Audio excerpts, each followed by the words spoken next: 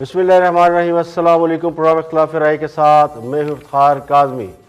शहबाज शरीफ अब खुलकर सामने आ गए और वो नवाज शरीफ को कन्फ्रंट्रेशन यानी महादराई की सियासत या बयानियाँ तर्क करने का मशवरा दे रहे हैं। तो बज़ाहिर मुस्लिम लीग नून के अंदर एक नई कशमकश शुरू हो चुकी है और वो ये है कि पार्टी में बयानियाँ किसका चलेगा। मरीम नवाज शरीफ तो इस हवाले से बहुत क्लियर नजर आती है कि वो नवाज शरीफ का बयानिया यानी वोट को इज्जत दो का नारा लेकर चल रही है, लेकिन शहबाज शरीफ ये फरमाते हैं कि महादराई की सियासत से मुल्क नहीं चल सकता। तो ये मुल्क तो अल्लाह के हुक्म से चल रहा है और चलता ही रहेगा। जिसे 100 दुश्मन मिलकर नहीं मार सके उसका कोई कुछ नहीं बिगाड़ सकता। तो असल सवाल तो ये होना चाहिए कि नवाज शरीफ अगर मज़ाहमत की सियासत तरक करते हैं और जिन लोगों पर वो इलेक्शन मैनिपुलेट करने का इल्ज़ाम लगाते हैं उनके बारे में अगर वो बात नहीं करते तो फिर उनकी सियासत में बाकी क्या रह जाएगा। अगर तो खान साहब अपनी ताकत और अपने वोट बैंक से इक़्तिदार में आए होते तो लड़ाई उनसे बनती थी, लेकिन असल मसला तो उनके साथ है नहीं, उन्हें लाने वालों से है। खान साहब अगर अपनी ताकत और अपने वोट बैंक से इक़्तिदार पर आए होते तो लड़ाई उनसे बनती थी, लेकिन असल मसला तो उन्हें यानी खान साहब को लाने वालों से है। और असल मसला हुकूमत के जाने का भी नहीं, बल्कि असल सवाल ये कि हुकूमत चली गई तो उसके बाद क्या होगा। जो किया जा था उसके भूल जाने से है।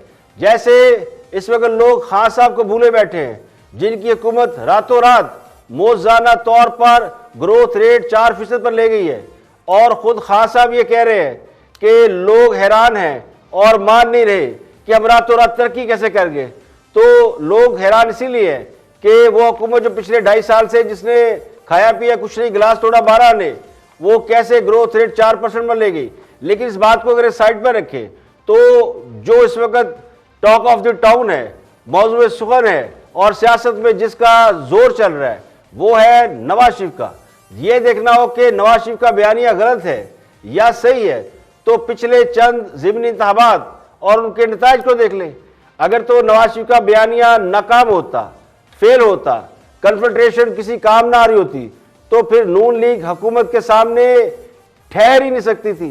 तो उसकी बड़ी वजह, एक जो दूसरी वजह है वो खान साहब की नाकामियां, बैड गवर्नेंस ये हो सकती है, लेकिन जो असल कामयाबी मिली वो तो नून लीग को मिली, लोगों ने वोट डाले हैं।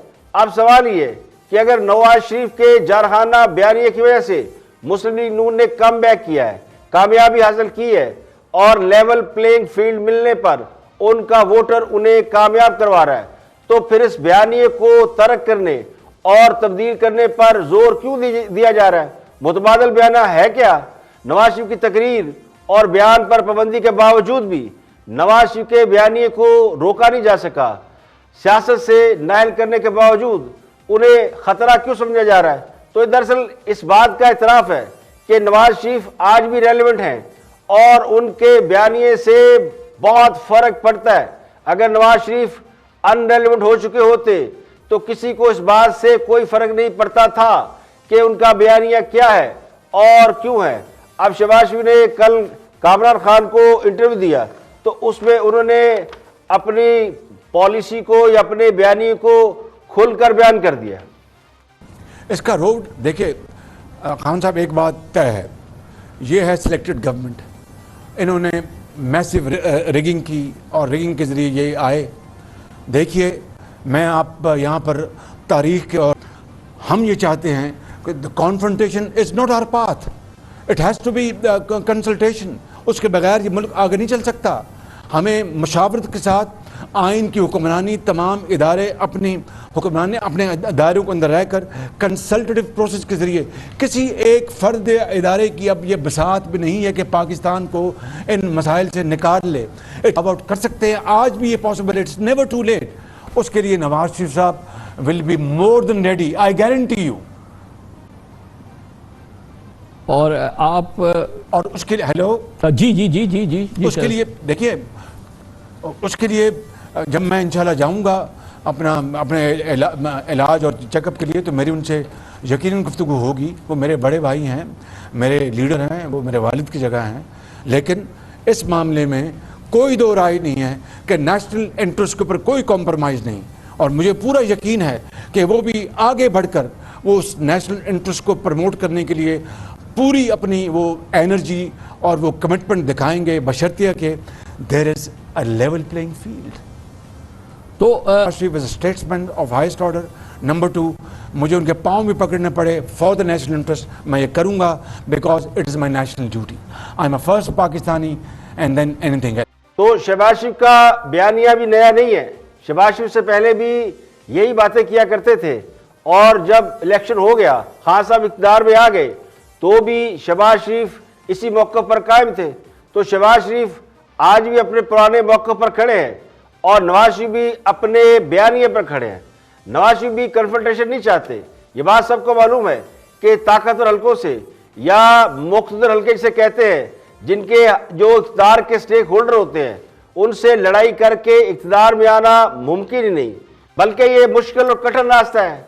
इस बयानिए का बोझ हर कोई उठा नहीं सकता, और ये बात हमने पिछले 2-3 सालों में देखी है कि किस तरह मुस्लिम लीग नून एकदम नीचे से ऊपर वापस आई, जबकि आसान रास्ता दूसरा रास्ता है जिसमें ताकतवर हल्कों को खुश करने वाले इक़्तिदार के मज़े लूटते हैं। अब नवाज शरीफ जो 3 बार इस मुल्क के वज़ीर-ए-आज़म रह चुके हैं, और वो समझते हैं कि इक़्तिदार उनके लिए कोई नई चीज़ नहीं है, लेकिन हर बार इक़्तिदार में आने के लिए उन्हीं रास्तों का, उन्हीं तरीकों का इस्तेमाल करना जिनको नापसंदीदा समझा जाता है या जिनकी कोई क्रेडिबिलिटी नहीं है, जिन पे सवालात उठते हैं, तो उनको तर्क कर देना चाहिए। अब असल सवाल ये है कि नवाज शरीफ अगर कन्फ्रंट नहीं करते तो फिर मुस्लिम लीग नून का बयानिया क्या रह जाएगा। आज उसी बयानिए की वजह से नवाज शरीफ का वोट बैंक भी अपनी जगह मौजूद है। अब लोग नवाज शरीफ के साथ खड़े हो या ना हो, लेकिन इस बात से किसी हद तक लोग इत्तफाक जरूर करते हैं कि सियासत में गैर सियासी अफराद की मुदाखलत नहीं होनी चाहिए। तो सवाल लेवल प्लेइंग फील्ड का भी नहीं है। शहबाज शरीफ भी ये बात जानते हैं, और वो समझते हैं कि नवाज शरीफ को मनाना आसान नहीं है। कन्फ्रंटेशन तो नवाज शरीफ अब भी नहीं कर रहे। नवाज शरीफ अब कौन सा किसी का नाम ले रहे हैं या उस तरह के बयान दे रहे हैं, ना वो अग्रेसिव तकरीरें कर रहे हैं। मरियम नवाज भी खामोश है, वो भी ना जल से जुलूस कर रही है, ना वो अग्रेसिव नजर आती है। तो शहबाज शरीफ के बयानिए से ये लगता है कि उन्हें नवाज शरीफ को मनाने का टास्क दिया गया है। तो मेरा गुमान ये है कि शहबाज शरीफ, नवाज शरीफ और मुख्तदर हल्कों के दरमियान एक ब्रिज तो बन सकते हैं, लेकिन खुद फैसला कुन पोजीशन नहीं ले सकते। तो शहबाज शरीफ ने अपने इस इंटरव्यू में और भी हम बातें की, और कुछ बातें उन्होंने मरियम नवाज के हवाले से भी की। तो मीडिया में ये खबरें भी ज़ेरे गर्दिश हैं कि पार्टी पर कंट्रोल की जंग चल रही है, कि पार्टी में क्या मरियम नवाज का कंट्रोल है या शहबाज शरीफ का कंट्रोल है। तो ये सवाल भी पूछा गया शहबाज शरीफ से, तो उन्होंने इसका भी जवाब दिया। फिर अपना अवाम फैसला करेंगे। तो मरीम को पूरा राइट है कि वो अपनी जो पॉलिटिक्स करे, और time is on her side, time is on Hamda side. उनको ग्रूमिंग की ज़रूरत है। उनके वालिद बैठे हैं, वो स्टेट्समैन, वो ग्रूम करेंगे। मैं एक चचा के हसीस से जो मैंने तजुर्बा हासिल किया है, और वो क्या है कि इस मुल्क के माथे। तो ये दुरुस्त है कि मरियम नवाज के पास शहबाज शरीफ जैसा तजर्बा नहीं है, मगर ये हकीकत है कि मरियम नवाज की मकबूलियत अवाम में खासी ज़्यादा है, एक्सेप्टेंस ज़्यादा है। वो अवाम को मुतासर करने और मुसख्खर करने की सलाहियत रखती हैं। उन्हें ही क्राउड पुलर कहा जाता है, और यही वोट बैंक कहलाता है। अब लोग किसी के पीछे क्यों जाते हैं, लोग किसी को वोट क्यों देते हैं? तो जब तक लोग किसी से मुतासर नहीं होंगे, कन्विंस नहीं होंगे, उससे इत्तफाक नहीं करेंगे, तो लोग उनके साथ खड़े नहीं होते।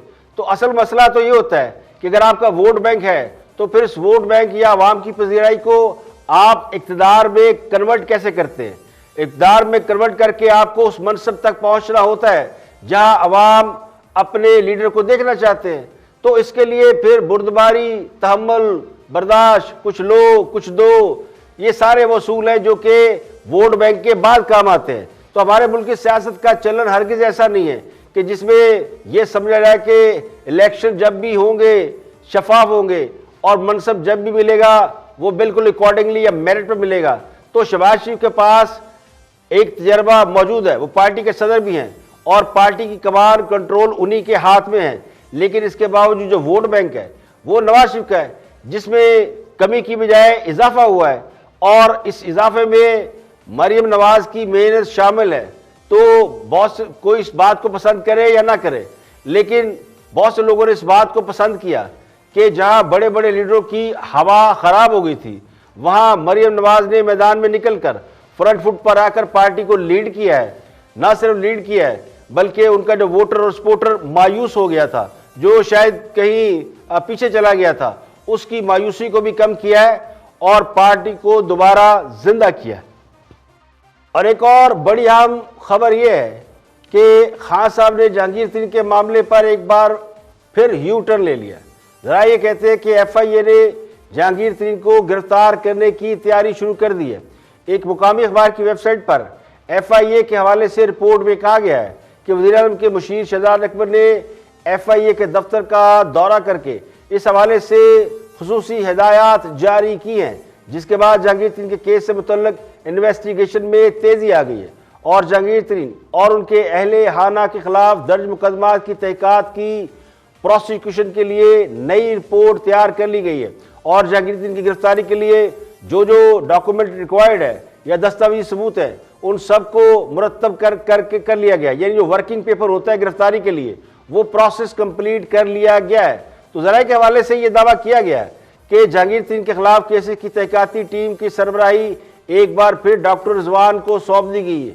ये वही डॉक्टर रिजवान है जिन्हें जहांगीर तरीन की फरमाइश पर खान साहब ने इन्वेस्टिगेशन से हटा दिया गया था, लेकिन जराये ये कहते हैं कि डॉक्टर रिजवान उसको हटाया नहीं गया, बल्कि उन्हें दोबारा उस टीम की सरबराही दे दी गई है और उन्होंने मजीद इन्वेस्टिगेशन की है, जिसके बाद ये फैसला किया गया कि हाँ जहांगीर तरीन इस मामले में गिरफ्तार हो सकते हैं। अब जहांगीर तरीन पे अलग अलग केस चल रहे हैं, एक शुगर स्कैंडल का केस है और एक वो केस है जिसमें माली बेजाब्तगी है, कोई 3 अरब सवा 3 अरब रुपए की।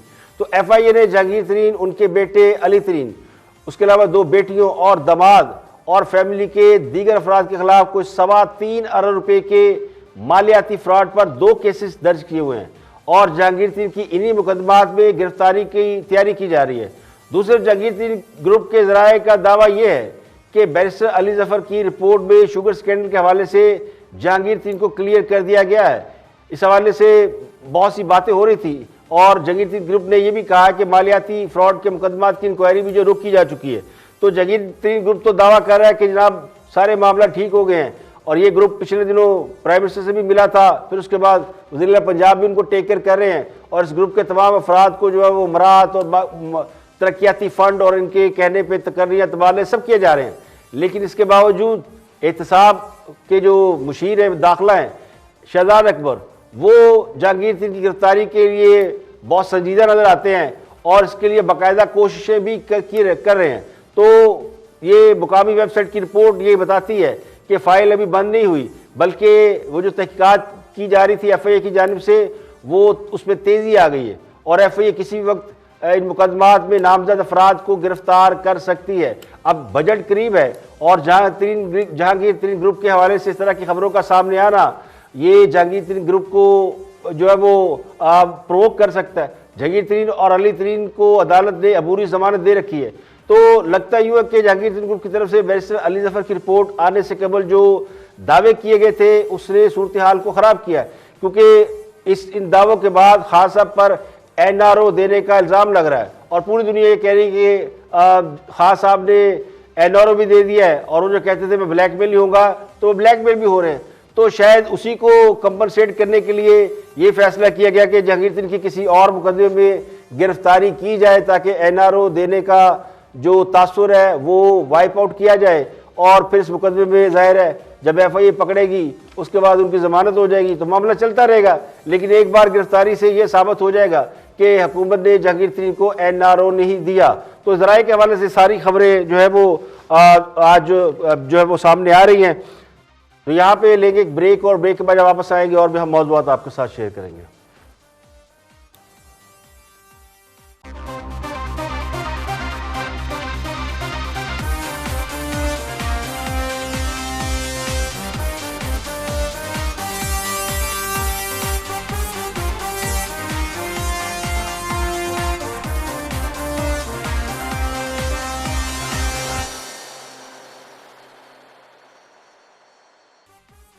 Welcome back. आप देख रहे हैं प्रोग्राम इख्तिलाफ राय और मैं इफ्तिखार काज़मी। ब्रेक के बाद हाजिर खिदमत है। आगे बढ़ते हैं और कुछ दोस्तों की बात करते हैं।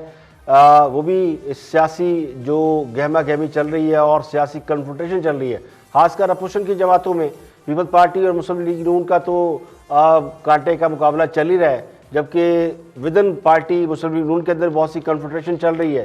तो कल परसों बिलावल भुट्टो ने भी इस पर बात की और कोशिश की कि वो इस आग को और तेज़ करे जो कि मुस्लिम लीग नून के अंदर चल रही है, और एक अरसे से कोशिश की जा रही थी कि मुस्लिम लीग नून के अंदर से कोई शीन निकले या कोई और जमात निकले। तो इस वक्त लगता यूँ है बादी नज़र में कि इसकी कोशिश ज़रूर हो रही है। अभी कोशिश किस हद तक कामयाब होती है या नहीं होती, हमारे दोस्त इस पर बात कर रहे हैं तो उनकी भी ज़रा गुफ्तगू सुनते हैं। Watch this.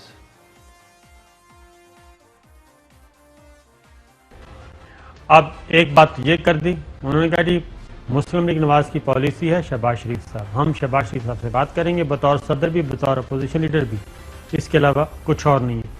फिर जो शो का नोटिस फाड़ा था जिसका कल मरियम सफदर साहब ने इस्तफसार किया था उसका जवाब भी दे दिया उन्होंने। और जहां तक पीडीएम की बात है, मैंने उस शो कॉज नोटिस को फाड़ा है, मेरा मौक़िफ़ में कोई तब्दीली नहीं आया है, ना हम मरियम शरीफ साहिबा को जवाब दे है, ना हम मियाँ साहब को जवाब दे है। फिर एक और बात की उन्होंने जिसमें फिर उन्होंने मरियम सफदर को माइनस किया और पीडीएम को भी माइनस कर दिया। उन्होंने कहा कि असल अपोजिशन कहाँ पे जमा हो रही है, सुनाइए जी। पीडीएम हो या ना हो, सारे ऑपोजिशन की जमातें पाकिस्तान पीपल्स पार्टी के मौकिफ पे आ चुके हैं, वरना वो आज सब इस्तीफे देके बैठे हुए होते। कायदे हिज़्ब इख्तिलाफ ऑपोजिशन पार्टीज को दावत देके बजट पे बात कर रहा है, पार्लिमानी ऑपोजिशन की बात कर रहा है। मतलब पाकिस्तान पीपल्स पार्टी का मौकिफ पीडीएम के हर जमात ने मान लिया है। जी चौधरी साहब, तो ये तो वही मौका है साबिर चाकर साहब जो हमने कल दिया था जी, जो खबरें दी थी। हाँ जी बिल्कुल, कि पीपल्स पार्टी ने कहा कि मरियम साहबा बस भाई बस चीफ साहब, हाँ जी मोहतरमा की वो उनसे वो कहते हैं हम नहीं इनकी पॉलिसी से एग्री करते, नंबर 1। नंबर 2 के शहबाज शरीफ जो कर रहे हैं वो सही तरीके। देखिए मरियम नवाज माइनस है या प्लस है या ज़ीरो है, उसका फैसला अवाम ने करना है। पीपल पार्टी का अपना पॉइंट ऑफ व्यू है, पीपल पार्टी इस मामले में आज़ाद है, बल्कि हर सियासी जमात इस मामले में आज़ाद है कि वो किसके साथ अलाइंस करना चाहती है, नहीं करना चाहती, मिलना चाहते हैं, नहीं मिलना चाहते। हर पार्टी का अपना एक पॉइंट ऑफ व्यू है।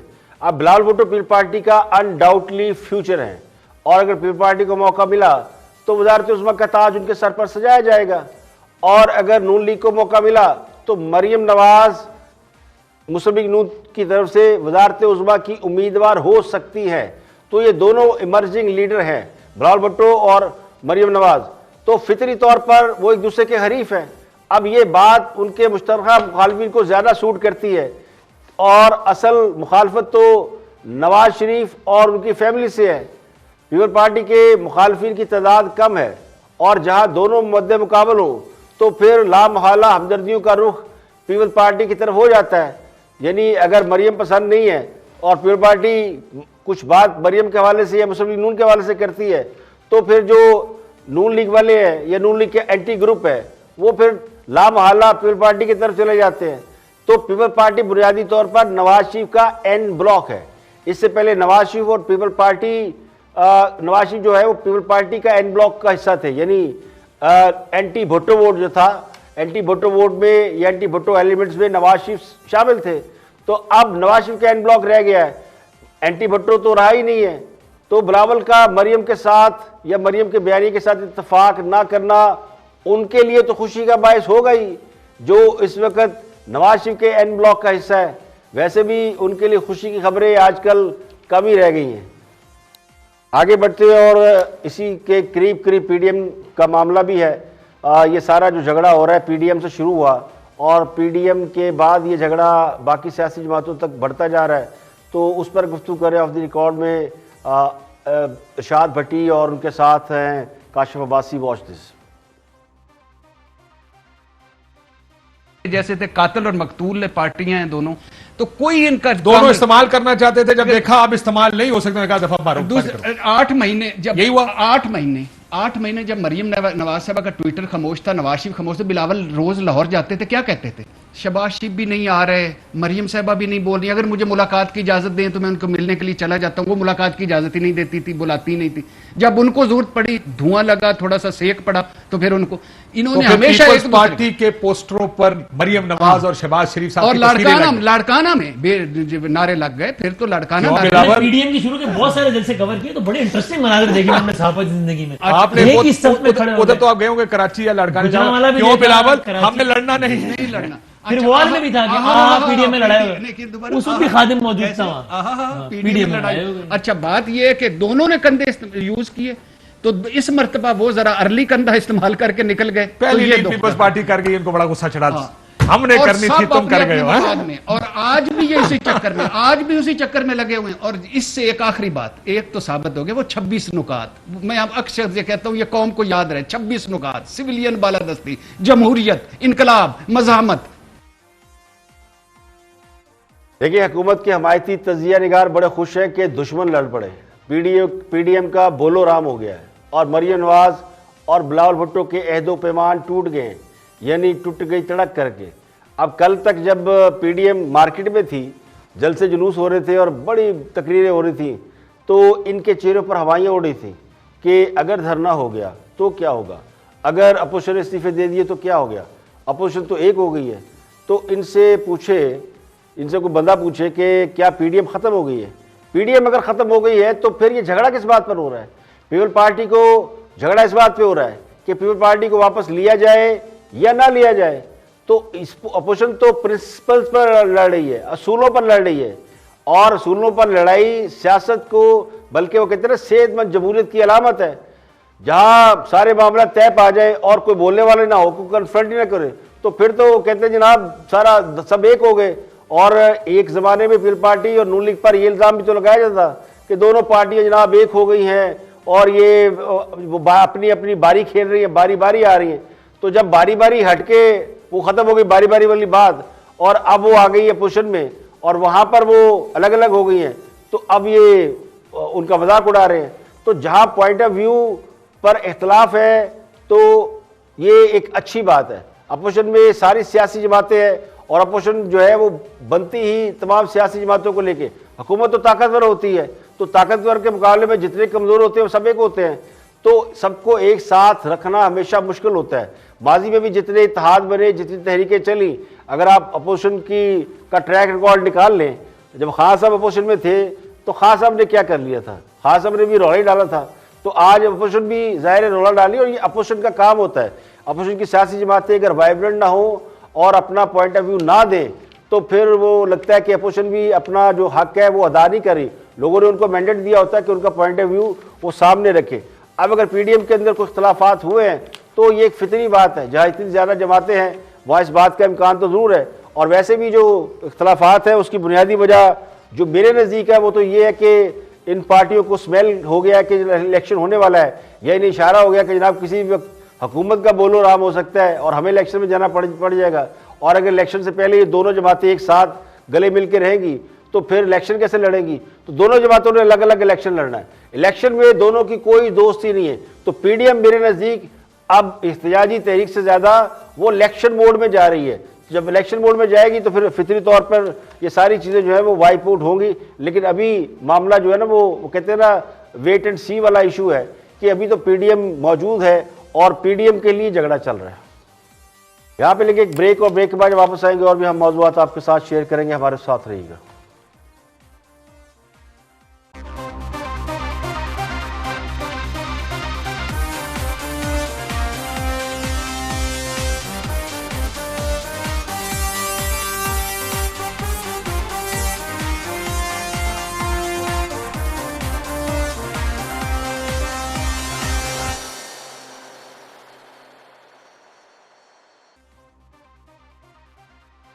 Welcome back. आप देख रहे हैं प्रोग्राम इख्तिलाफ राय और मैं इफ्तिखार काज़मी। ब्रेक के बाद हाजिर खिदमत है और एक और बड़ी अहम खबर ये कि आज यौम तकबीर है। फ़ौज ने नवाज शरीफ समेत उन तमाम लोगों को खराज तहसीन पेश किया जिन्होंने 23 साल पहले आज के दिन पाकिस्तान को दुनिया के सामने एक जोहरी ताकत के रूप में पेश किया। ISPR के एक ट्वीट में कहा गया है कि आज के दिन पाकिस्तान ने जोहरी ताकत हासिल करके खित्ते में ताकत का तवाज़ुन भी बहाल किया और पाक फौज एटमी धमाकों का ख्वाब सच करने वालों को खराज तहसीन पेश करती है। तो 28 मई 1998 का दिन पाकिस्तान के लिए बड़ा यादगार दिन है। इस रोज़ पाकिस्तान ने बलूचिस्तान के इलाके चांगी में जौहरी धमाके किए थे और ये धमाके उस वक्त किए जब भारत ने अपने मुल्क में जौहरी धमाके करके खुद को एटमी ताकत डिक्लेयर किया, तो उसके जवाब में पाकिस्तान ने एटमी धमाके किए। अब भारत जो एटमी धमाकों के जरिए खित्ते का चौधरी बनने के ख्वाब देख रहा था, तो उस वक्त के वज़ीर-ए-आज़म नवाज शरीफ ने इस बात का फैसला किया कि पाकिस्तान को भी एटमी धमाकों का जवाब एटमी धमाकों से देना चाहिए। अमेरिका ने बहुत सख्त दबाव डाला, लालच दिया और डॉलरों की बारिश बरसाने की पेशकश की। बहुत सारी प्रेशर उस वक्त के वज़ीर-ए-आज़म नवाज शरीफ पर आए और ये तारीख गवाह इस बात की कि उन्होंने इंतहाई मुश्किल फैसला किया, क्योंकि फैसला बिलाहर उसी ने करना होता है जो कौम का लीडर होता है। तो उस वक्त head of state Nawaz Sharif थे। ये किसी को बात अच्छी लगे बुरी लगे, लेकिन नवाज शरीफ उस वक्त हेड ऑफ स्टेट थे और ये फैसला उन्होंने किया। जाहिर है पूरी कौम उनके साथ सेम पेज पे थी और आज जिस बात पर हम सारे फ़ख्र करते हैं, पूरी कौम उनके साथ खड़ी थी और पाकिस्तान मुस्लिम दुनिया का पहला और दुनिया का 7वां एटमी ताकत रखने वाला मुल्क बन गया। तो इस दिन को यौम तकबीर के नाम से मनाया जाता है। तो आज का दिन है, तो आज के दिन में आप सारी बातें बलाए ताक रखकर पूरी कौम, जिसमें जाहिर है पाक फ़ौज का एक बड़ा मुकाम है और फ़ौज एक रिस्पेक्टेबल इदारे के तौर पर कौम उन्हें जानती है, और वो भी इस मौके को उन्होंने नहीं छोड़ा और उन्होंने आज के दिन जिन जिन लोगों ने भी एटमी धमाके किए और एटमी धमाकों का ख्वाब जो है वो मुकम्मल किया, उन सब को क्रेडिट दिया गया है, विच इज़ गुड। और ये एक मैं समझता हूँ कि पाकिस्तानी सियासत के अंदर एक और अच्छी और खुशाइंद चीज़ है। और अब बात करते हैं कालादम तहरीक लब्बैक के अमीर साद रिजवी की नज़रबंदी के खिलाफ दरख्वास्त लाहौर हाई कोर्ट ने मुस्तरद कर दी। कालादम तहरीक लब्बैक पाकिस्तान के सरबराह हाफिज साद रिजवी के चचा अमीर हुसैन ने साद रिजवी की रिहाई के लिए दरख्वास्त दायर की थी। लाहौर हाई कोर्ट ने यह फैसला सुनाया है कि सूबाई हुकूमत की साद रिजवी के खिलाफ कार्रवाई अमन की बहाली के लिए, अमन बरकरार रखने के लिए है। उनकी नज़रबंदी का हुक्म मामूल के मुताबिक है। जब हुकूमत किसी शख्स की नज़रबंदी का हुक्म जारी करती है तो हाई कोर्ट का दायरा इख्तियार महदूद हो जाता है और ऐसी दरख्वास्त को अपील का दर्जा नहीं दिया जा सकता। अदालत ने यह भी करार दिया कि रिपोर्ट्स के मुताबिक हाफिज साद को रिहा करते ही तहरीक लब्बैक के एहतजाज दोबारा शुरू करने की इतला थी और ये भी रिपोर्ट थी कि तहरीक के कारकुनों ने अपनी तंजीम को शान और शौकत के साथ दोबारा प्रेजेंट करना था। तो ऐसे इक़दाम से अफरा तफरी पैदा होगी, रोज़मर्रा की ज़िंदगी में खलल पैदा हो जाएगा और तहरीक लब्बैक की वजह से पहले भी बहुत सारा जो मामला है अमन अमान ख़राब रहा। तो इसलिए उनकी जो नज़रबंदी के खिलाफ दरख्वास्त थी वो लाहौर हाई कोर्ट ने रिजेक्ट कर दी। तो आज के लिए इतने, कल फिर हाजिर होंगे मज़ीद खबर हो तबसर तजियों के साथ। प्रोग्राम इख्तिलाफ राय से इफ्तिखार काज़मी को इजाज़त दे। अपना बहुत बहुत ख्याल रखिए।